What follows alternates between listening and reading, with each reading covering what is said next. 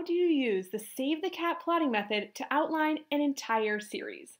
This is a question I received in one of my Writing Mastery Academy live webinars.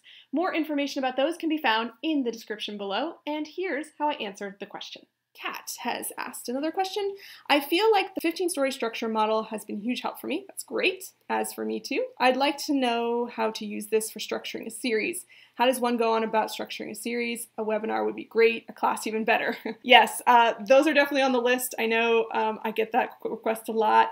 It is a much more weighty topic, so I will just forewarn you that it's probably not going to be an in-depth course anytime soon, because in order to create this course, I will have to read about 30 series to be able to really kind of grasp it and give you guys an expanse of examples.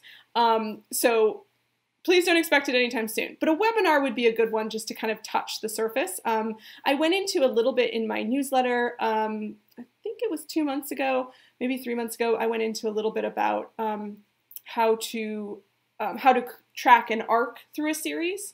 So again, like, make sure you're signed up for my newsletter so when those next tips come that you're able to get them.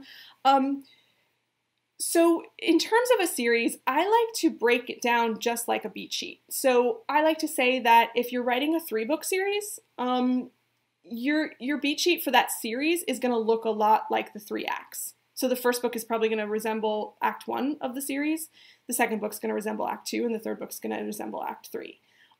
If you're working on a 4-book series, they're going to split sort of like at the midpoint. So it's going to be Act 1 is going to look like, Book 1 is going to be Act 1 of the series. Book 2 is going to be Act 2 until the midpoint. Book 3 is going to be midpoint through until Act 3, and Book 4 is going to be Act 3.